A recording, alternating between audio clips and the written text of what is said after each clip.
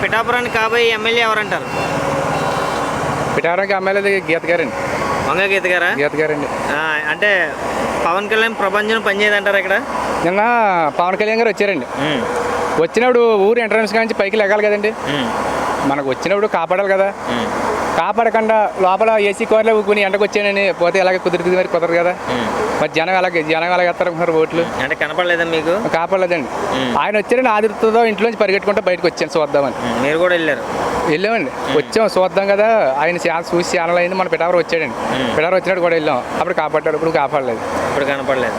అంటే కనపడడానికి అభివృద్ధి చేయడానికి చాలా తేడా ఉంది కదండి. మరి జనంలోకి మెప్పించుకోకపోతే ఓట్లు ఎలాగేస్తారండి? మనకు కూడా ఒక ఆలోచన ఉండాలి కదా. ఇప్పుడు ఇంట్లో ఊకుని లోపల ఊకుంటే వేస్తారా, లేకపోతే బయటకు వచ్చి తిరిగి నలుగురితో మాట్లాడితే వేస్తారండి ఓట్లు? అది మీరు కూడా ఆలోచించాలి ఒకసారి. ఇప్పటివరకు వైసీపీ పరిపాలన చూసారు కదా 5 ఏళ్ళు, ఎలా అనిపించింది మీకు? పరిపాలన బాగానే చేశారండి. చేయకపోతే ఏమీ లేదు. ఈ వెనకాల అతను పైనుంచి నిధులు పంపుతున్నాడు. ఇక్కడ వాళ్ళు తినేస్తే మరి అతను ఏం చేస్తాడు చెప్పండి. అలా జరుగుతున్నాయనే జగన్ గారు ఏం చేశారంటే బటన్ నొక్కి డైరెక్ట్ వాళ్ళ దగ్గర పడేలాగా వాలంటీర్ వ్యవస్థ ద్వారా ఇళ్ళ దగ్గర పంపే ప్రయత్నం చేశారు. అది వర్కౌట్ అవ్వలేదా మరి? అవిందండి. కొన్ని అవుతే కొన్ని అవ్వవు కదండి. అలాగా అంటే ఇందులో కూడా అవకతవకలు ఉన్నాయంటారా? ఉన్నాయండి. ఆయన తప్పు కదని చేస్తాం. అతను పంపుతున్నాడు, ప్రతిదీ పంపుతున్నాడు.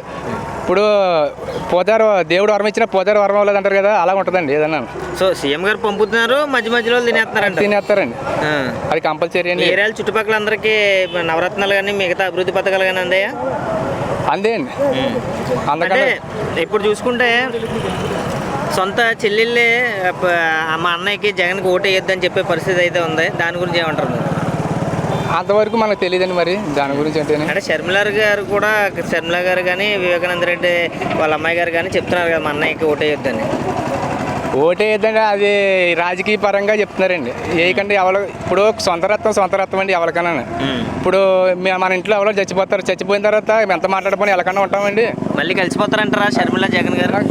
కలుస్తారండి. ఎలక్షన్ కాబట్టి బయట తప్పుకున్నారండి. కలకండి ఎవరు ఉంటారండి? ఎవరన్నా ప్రతి వాళ్ళు కలుస్తారు.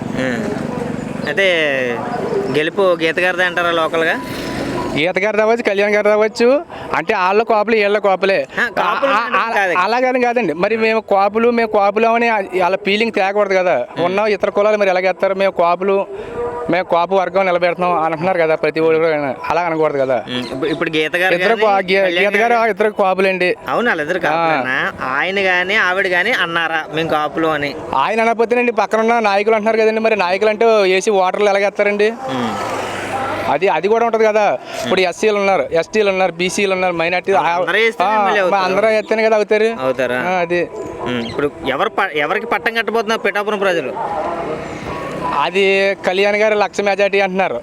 గీత గారు 50,000 మెజార్టీ అంటున్నారు. అది అప్పుడు ఎలక్షన్ బట్టి దగ్గరికి వచ్చి కొలిది ఎలాగుంటుంది ఎవరికి చెప్పలేమండి. Okay right. సీఎం ఎవరు అవుతారు అంటారు నెక్స్ట్? సీఎం అయితే జగన్ అండి, కంపల్సరీగా. షూర్ అండి.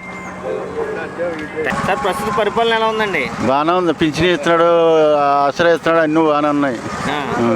అంటే ప్రభుత్వ పథకాలన్నీ అందేయండి మీకు? అంది. ఇంతకాలం ఎమ్మెల్యే గారు ఎవరైనా పెండం దొరబాబు కానీ ఎమ్మెల్యే దొరబాబు మంచివాడు కాదు, వైఎస్ఆర్ కానీ. మరి నెక్స్ట్ టైం ఎవరు వస్తారంటారు? దెబ్బగా ఉంటుంది. అంటే పవన్ కళ్యాణ్ ఏదో వాళ్ళు నేర్చుకుంటారు. ఇప్పుడు వైఎస్ఆర్ ఉన్నదనుకో నేను 1,00,000 అంటాను. అది చెప్పలేము. అది దెబ్బగా ఉంటుంది.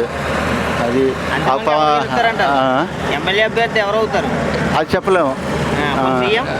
సీఎం జగన్ అవుతాడు. ఎందుకంటే అంత కాన్ఫిడెంట్ తెలుసు అంతే.